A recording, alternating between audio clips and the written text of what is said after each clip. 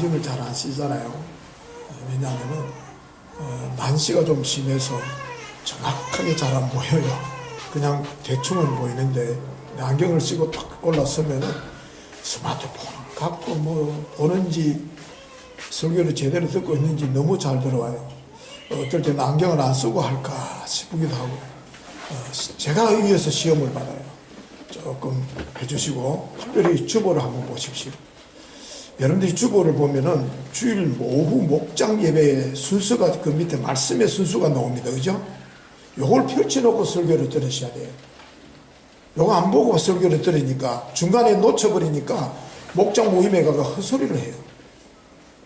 목사님 오늘 무슨 소리 했는지. 사람의 말로 들린다니까요. 하나님의 말씀으로 들려줘야지. 사람의 말로 들으면 텔레비 가서 보세요. 그러니까 오늘 이걸 딱 펼쳐놓고 순서별로 목사님이 어떤 말씀을 하시는가, 여기까지 하셨네. 그러다 보면 말씀을 안 놓칩니다. 그렇게 해서 좀 잘 들어주시면 도움이 될 것이에요.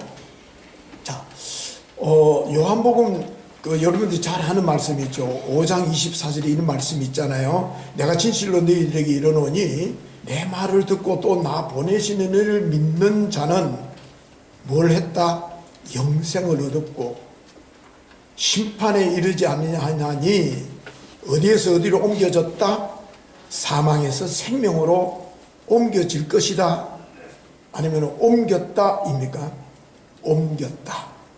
즉 말하자면은 한마디로 누구든지 예수를 믿으면은 사망에서 생명으로 옮겨진 사람이라는 거예요.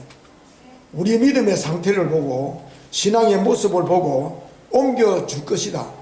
옮기게 될 것이다. 아니면은 그때 가봐야 안다. 그게 아니라는 거예요. 사망의 권세 아래에 있던 우리가 예수님을 믿음으로 생명의, 새 생명의 생애로 옮겨진 사람들이에요. 우리는 이미 우리 속에 예수의 생명이 이제는 새로 들어온 거예요. 예수의 생명을 소유한 사람이에요.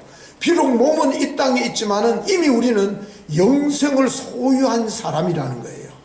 믿습니까? 그래서 우리는 이전에는 세상에 속하여 살던 사람들입니다. 그래서 세상의 이치와 세상의 가치와 세상의 논리와 세상의 방식에 익숙해져 있습니다. 익숙해져 있었거든요. 그래서 이 세상이 끝날 때에, 이 세상이 망할 때, 이 세상이 죽을 때에 우리도 함께 끝장날 인생들입니다. 망할 인생이고 죽을 인생이에요. 그렇게 살던 우리가 예수 그리스도를 믿음으로 사망에서 생명으로 옮겨진 자들이 된 줄로 믿습니다. 자, 예수의 생명을 소유한 사람이 되었다라는 거예요. 그러므로 우리가 분명히 알아야 될 게 있습니다. 예수의 생명을 소유한 사람들은요, 이 세상을 살아가는 방식이나 자세나 이치가 다릅니다. 그런데 이게 안 다르다 보니까 예수 믿는 사람이나 안 믿는 사람이랑 똑같아. 사고하는 것도 똑같고 생각하는 것도 똑같고 살아가는 것도 같고 논리도 똑같아. 헷갈리는 거예요. 예수 믿는 여러분들도 헷갈릴 거예요. 우리가 이것을 놓쳐버리면요,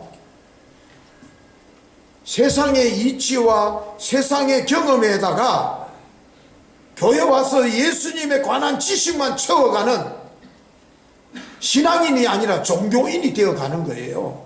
그걸 분명히 아셔야 됩니다. 종교 생활을 하는 것이지 신앙 생활을 하는 게 아니에요. 종교 생활은 내가 필요할 때에 지식을 담아 듣고, 오늘 목사님 말씀 설교 들으니까 들을만 하네, 아니라는 거예요. 그게 우리는 믿음의 사람입니다. 종교인들은 설교를 들으면요, 그 말씀이 하나님의 말씀으로 가슴에 와닿지를 않습니다. 사람의 말로 들립니다. 오늘 목사님 설교 준비를 좀 덜 했네. 그러다 보니까 자신의 경험에다가 가치관에다가 설교를 받아들일 것인가 말 것인가 저울질합니다. 도마 위에 올려놓고 입맛대로 지맛대로 요리를 합니다. 우리는 종교인이 아닙니다. 여러분들이 여기에 정말 하나님의 말씀으로 들어온 줄로 믿습니다. 하나님의 말씀을 들으러 왔잖아요. 세상 소리 들으려고 하면은 얼마나 훌륭한 교수님들, 훌륭한 사람들이 많은지 모릅니다. 제가 포항교도소에서 이번에 인성교육을 좀 해달래요. 내 같은 사람이 인성교육을, 나도 인간이 들어있는 사람이 어떻게 인성교육을 하느냐. 아이고 목사님 마지막이지 않습니까? 허락을 하고 보니까 또 여자라. 아이고 나 안 합니다. 나는 여자한테 그런 사람입니다. 내 집사람도 하나 똑바로 못하는데 내가 왜 한다 말이야. 안 합니다. 이렇게 말이야. 한다 해놔놓고는 하도 그래서 가서 했어요. 보니까 저보다 한 살 많은 아줌매부터 20대 초반의 아가씨까지 쫙 앉아있어요. 한 50명 가까이 앉아있는데, 하다 보니까 옛날 여고에서 강의하던 설린대학에서 여학생들 놔놓고 수업하던 생각이 탁 나더라고요. 참 재밌게 인생을 이야기했는데 막 울어요. 막 울어. 그래서 제가 서두에 뭐라고 했냐면은, 나는 목사인데 여러분들 오늘 인성교육 하는데 목사 같은 소리 안 하려고 합니다. 혹시나 목사 같은 소리 나오더라도 이해해 주십시오 했는데 울어요. 내가 울려고 하는 게 아니다 그랬어요. 마치고 나서 사람들이 그 아줌마 한 사람이 나이 많다는 51년생 아줌마가 손을 탁 잡으면서, 목사님 내 인생 지금이도 새롭게 살아도 되겠습니까?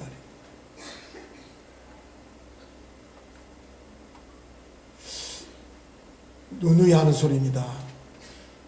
같은 설교인데 저기 가면 울어. 여기 가면은, 여기서는 아무 반응이 없어. 왠 줄 압니까? 여러분들은 드러나지 않는 죄인들이고 그분들은 드러난 죄인이에요. 죄인이기 때문에 말씀이 하나님의 말씀으로 들려져. 여러분, 우리는 영원히 죽을 세상에서 영생을 소유한 사람들이 된 줄로 믿습니다.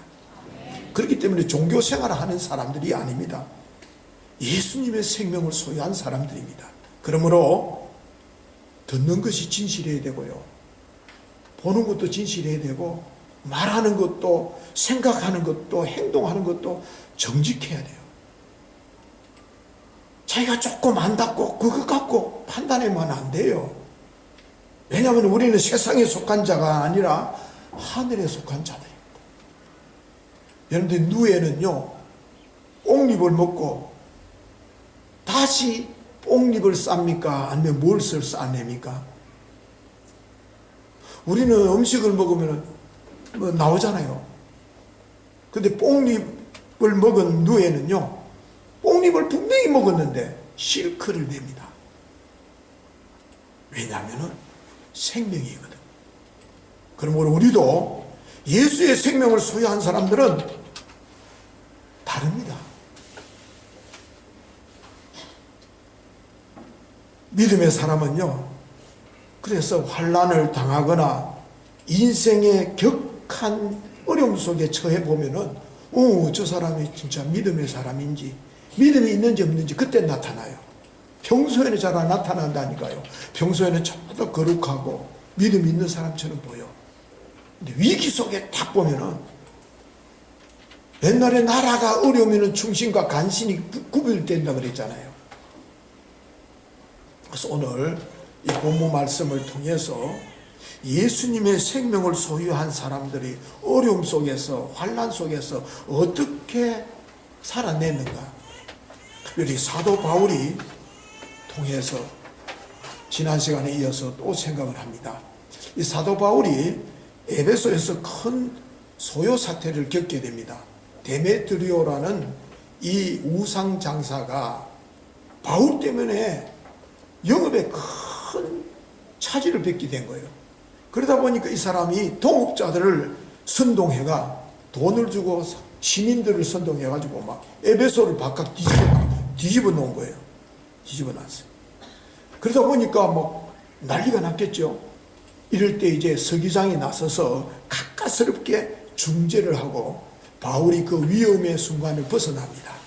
그리고는 이제는 헬라를 떠나서 수리아 마게도니아로 가려고 하는데, 이번에는 뜻밖의 유대인들이 공모를 해가지고 바울을 죽이려고 한다는 소문을 듣게 됩니다. 에베소의 소요 사태는 우발적이라면은 헬라에서의 위협은 이건 아주 조직적이고 체계적입니다. 왜냐하면 유대인들은요, 지금의 하마스나 지금의 헤즈볼라와 같은 신념으로 무장한 사람들입니다. 그들이 예수님을 죽이잖아요. 그렇기 때문에 바울 정도는 그들의 신앙의 신념을 가지고 무슨 일을 저질렀는지 모릅니다. 자, 그럼에도 불구하고 바울은 전혀 흔들림 없습니다. 두려움은커녕 아주 평온하게 사역을 합니다. 뭐 때문에, 어디에서 그 에너지가 나오고 그런 믿음이 나왔을까요? 그는 바로 예수님께 생명을 두었기 때문입니다. 생명의 근원이신 하나님께 뿌리를 두었거든요. 뿐만 아니라 자기와 같은 예수의 생명을 소유한 공동체들이 가는 곳곳마다 있었거든요. 그러니 그는 흔들릴 이유가 없는 거예요. 두려워할 이유가 없는 거예요. 그러므로 공동체는요, 예수의 생명을 소유한 자들이기 때문에 힘이 있고요, 능력이 있고요, 거기에 사랑이 있습니다. 여러분들 영적 생명이 있으면요, 움직임이 있잖아요. 살아있기 때문에 싸움이 있고 투쟁이 있습니다. 그래서 환경의 영향을 받기는 하지만은 환경이 생명을 100% 지배하지 못합니다.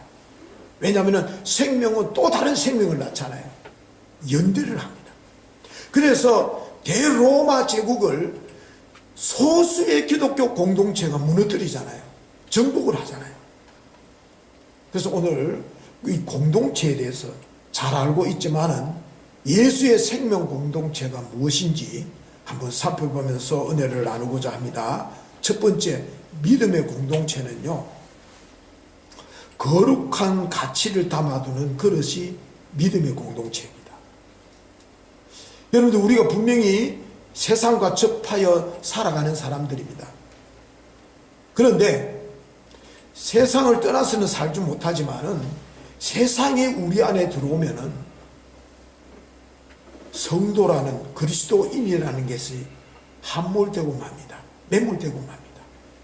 마치 배가 물 위에 떠 있긴 하여도 물이 보일 듯 말 듯이 스며드는 순간 언젠가는 배가 침몰하는 것처럼 우리가 이 세상 속에 살면서 긴장하지 않으면 세상이 우리 속에 자리를 잡을 때가 있다라는 거예요. 그래서 세상이 우리 안에 들어오면 안 돼요. 우리는 예수의 생명을 소유한 자들이기 때문입니다. 세상이 우리를 지배하도록 놔두면 안 되는 거예요. 그래서 여러분들이 교회 주일날마다 오는 이유는 뭐예요? 여기 와서 내가 세상이 내 속에 들어와 있는지 한번 들여다보고 세상이 나를 지배하고 있는지 들여다보는 시간이에요. 무엇으로? 말씀의 그걸로. 무엇으로? 하나님의 존재 앞에서 보는 거예요.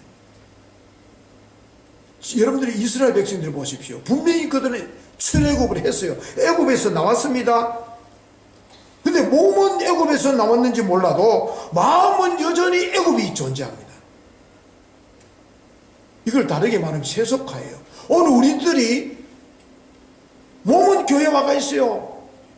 예수님을 믿는다고 그래요. 영접했다고 그래요. 근데 들여다보니까 여전히 애굽이 우리를 자리 잡고 있어요. 그래서 세속화 됐다는 거예요. 이스라엘 백성들을 보십시오. 광야 생활이 하루하루가 기적이잖아요. 하루하루가 기적이에요. 근데 그걸 알지 못하고요, 그들은 그곳에서 따지고 불평하고 원망하고 니 잘났니 내 잘났니 그 생활하다가 광야에서 끝내 망하고 말잖아요. 그러므로 여러분들 우리는 예수의 생명을 소유한 자답게 예수의 생명이 우리를 지배하는 사람답게 위기 속에서 어떻게 살아야 될까? 오늘 이 바울은요, 그 위기 속에서 조연할 수 있었던 것은 바로 좋은 공동체의 형제들,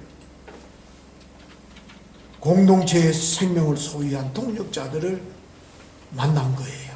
그래서 4절에 바울은 여기 보니까 베레아 사람들, 데살로니가 사람들, 드베 사람들, 아시아 사람들 이래가지고 8분을 소개합니다.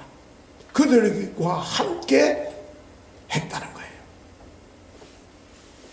사도 바울의 믿음의 동력자들이요, 삶에 정말로 함께하는 죽음을 같이 하는 사람들이기 때문에 그는 외롭거나 두렵지 않는 거예요.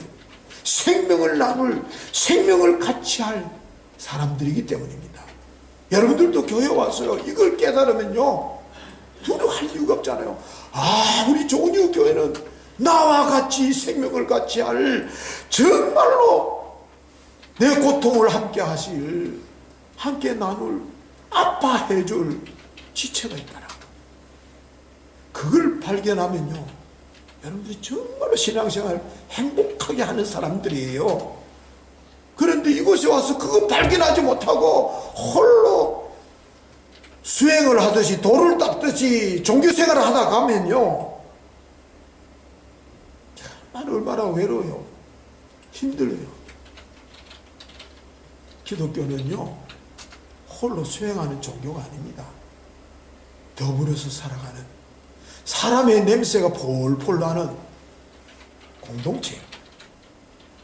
천성을 향해 나아가는, 그래서 우리는 순례자들의 모임입니다.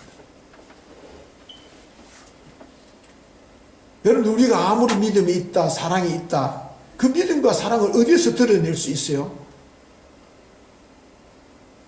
고난을 통해서, 공동체 안에서 그걸 드러내는 거예요.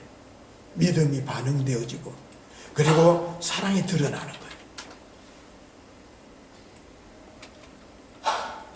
그래서 아, 믿음이 있구나, 참 사랑이 있구나. 그래서 하나님께서 바로 이 공동체를 통해서 우리의 믿음과 사랑을 표현도 하고 담아두도록 만들어주신 거예요. 그래서 교회 공동체는 거룩한 가치를 담아두는 그릇이라는 거예요. 여러분들, 사도 바울이 편지를 하잖아요. 어디다가 편지를 합니까? 교회에다가.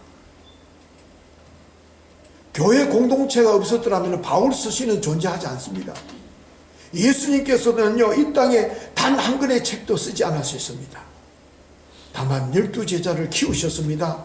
그런데 나중에 그 12제자의 공동체들이 스승의 가치를 담아두는 그릇이 되었습니다. 곳곳에서 가서 역사하는 거예요. 그렇습니다. 지금 우리는요, 생각해 봐야 됩니다. 나는 예수님의 가치를 담아두는 그릇인가?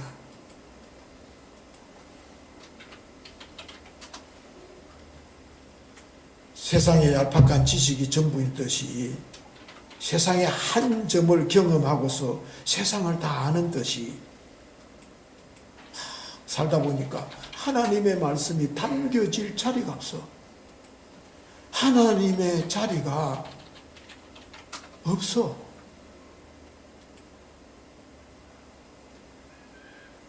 지금 이 시간에 여러분들의 마음에 정말로 예수의 생명으로 되어 있다면 예수의 생명은 하나님의 말씀으로 생명을 공급받고 자라는 거예요. 예수의 생명이 소유한 사람은 말씀이 사모되어지고 막 갈증이 나요. 그래서 말씀만 말씀이 은혜가 되는 거예요.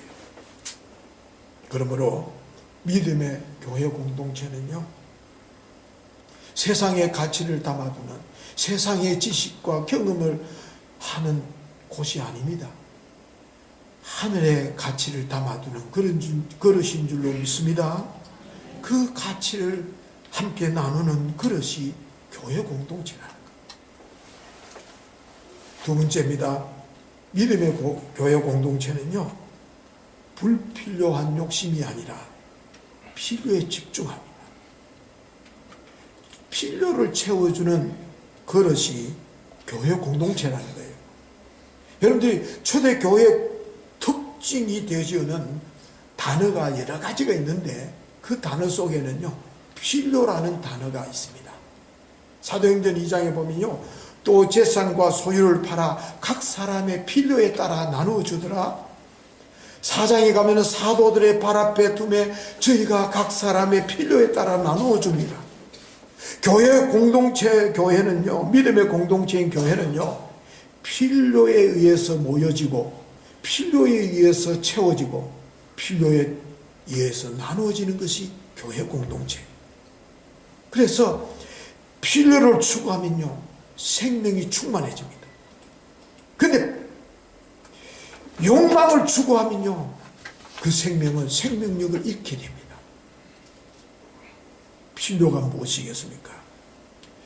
우리 여성분들이 많이 계시니까요, 오늘 아침에 일부 예배 나오신 우리 권사님한테 물었더니 집에 가방이 몇 개 정도 됩니까? 몇 개 있습니까? 제가 생각에는 큰 가방, 작은 가방만 있으면 될 것 같아요. 그분은 오늘 들고 나온 것이 포함해가 6개 있대요.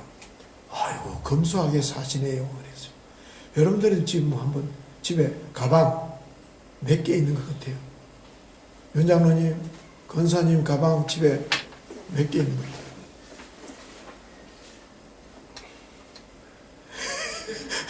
어떻게 생각 안 나죠? 여러분들께 맡길게요. 어떤 텔레비에 보니까요, 제가 텔레비를 보다 보니까 어느 여성이요, 루이비통이라는 게 명품이래요. 그렇지, 루이비통 가방을 30개 넘게 갖고 있대요. 자랑을 해요. 그런데 그분은 신제품이 나오면은 어떤 수당을 방법 가지지 않냐고 온갖 노력을 다 해서 또 산대요. 사람의 욕심이나 욕망이 끝이 없는 거예요. 여러분들에게 욕심이 아니라 필요에 따라 사는 사람이 그리스도인입니다. 필요에 따라서. 원하는 대로 사는 것은 세상 사람들이 사는 것입니다. 세상 사람들은 원하는 대로 살아요. 근데 그 원하는 건 끝이 없잖아요. 필요한 대로 살면요, 부족함이 없이 행복하게 살 수 있습니다. 없으면 없는 대로, 있으면 있는 대로 삽니다. 왜냐하면 필요한 것은 많은 것을 원치 않잖아요. 그래서 디모데전서 6장에 보면은 초대교회 교인들은요, 우리가 먹을 것과 입을 것이 있으니 족한 줄 알았다. 이 말을 다르게 말한다면은 원한 대로 살지 말고 필요에 살았더니 행복하더라 그 말이에요. 필요한 대로 살면 만족하지만요, 원하는 대로 살면 만족함이 없어요. 여러분들이 애굽의 이스라엘 백성들은 있을 동안에요, 우리가 노예에서 언제 벗어나느냐, 우리가 언제 애굽에서 떠나느냐라고 그들은 원했습니다. 기적적으로 하나님께서 그들을 애굽에서 벗어나게 했습니다. 이번에는 마실 물이 없다고 또 원망을 합니다. 마실 물을 주자 이번에는 먹을 것이 없다라고 불평을 합니다. 하늘 양식인 만나로 배불리 채워주자 이번에는 같은 것만 먹는다고 지겹다고 고기를 달라고 합니다. 그래서 하나님께서 메추라기를 주 배불리 먹였었습니다. 하나님께서 그때그때마다 모세를 통해서 설득도 하고 권면도 했지만 막무가내입니다. 그들이 원하는 대로 그때그때마다 막 아우성을 칩니다. 근데 하나님은요, 자기의 백성이 구하면 주시는 것 같아요. 원한 것을 주셔요. 근데 성경을 자세히 보면요, 원하는 것을 주시지만은 반드시 거기에는 하나님께서 묻는 게 있더라는 거예요. 그냥 안 주더라는 거예요. 그래서 민수기 11장에 보면요, 이스라엘 백성들이 막 고기를 원하자 하나님께서 고기를 주셨습니다. 그런데 자세히 읽어보면 그토록 고기를 먹기를 원했던 그들이요, 한 달이 지나니까 혐오하는 고기가 됩니다. 돌아보지도 않습니다. 지겹다라고 이야기합니다. 경멸합니다. 그뿐입니까? 하나님께 우리도 왕을 달라고 얼마나 졸라댑니까? 옳지 않다라고 하나님이 직접 다스리기를 원하시지만은 듣지를 않습니다. 하나님께서 할 수 없이 왕을 허락합니다. 그래서 얻어진 첫 번째 왕이 사울 왕입니다. 몇몇 선한 왕들 빼놓고는요, 얼마나 악했으면은 다윗 왕과 같지 않더라. 역대 왕들이 사악한 왕들이 돼서 결국은 나라가 망하고 포로로 끌려가는 시세가 됩니다. 그래서 원하여서 얻는 것 자체가요, 심판이 될 수 있다는 것도 우리가 알고 구해야 됩니다. 우리는 우리의 미래를 잘 모릅니다. 오직 하나님이 자신의 기쁘신 뜻을 따라 주시는 것이 가장 좋은 것이지, 우리가 미래에 뭘 원하는 것. 그래서 우리가 하나님 앞에 드릴 수 있는 최상의 기도는 내 원대로 마옵시고 아버지의 뜻대로 되어 주십시오. 이끌어 주십시오. 하나님의 뜻을 구하는 인생이 정말로 꼭 필요를 따라 사는 인생이요, 내가 원하는 대로 살지 않고 필요에 따라서 살아가는 사람, 이게 참 그리스도의 일이라는 것 기억했으면 참 좋겠습니다. 마지막 세 번째입니다. 믿음의 공동체는요, 내려가는 것을 두려워하지 않습니다. 여러분들 인생이 오르막이 있으면 내리막이 있습니다. 올라갈 때가 있으면 내려갈 때가 있습니다. 근데 놀라운 것은요, 세상 사람들은 그러면서도 올라가기만을 바랍니다. 올라가기만을 바랍니다.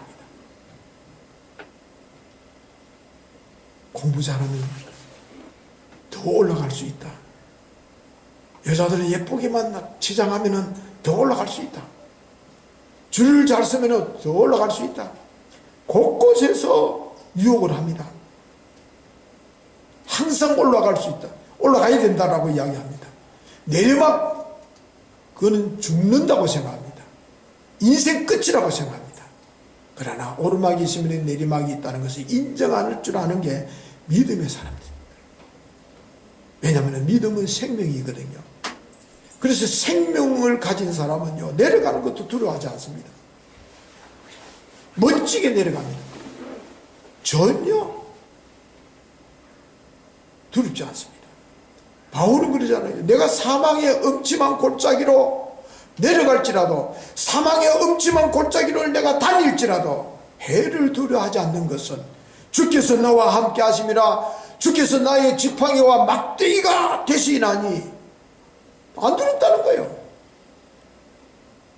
그래서 믿음의 사람은 멋지게 내려갈 줄 알아요. 우리 주님이 얼마나 멋지게 내려가셨어요.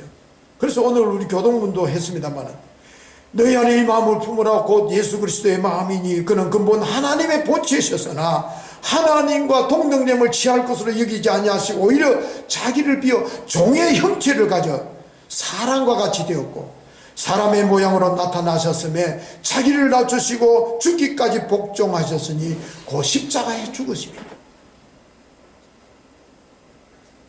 세상 사람들은요, 내려가라 하면 차라리 내를 죽으라 그래라. 그럽니다. 그러나 그렇지 않습니다. 내려가서 보십시오. 거기에도 주님이 계십니다. 주님께서 함께 해주시는데 껍데기 같은 명예, 껍데기 같은 권위 뭐가 대단합니까? 내려가더라도 예수의 생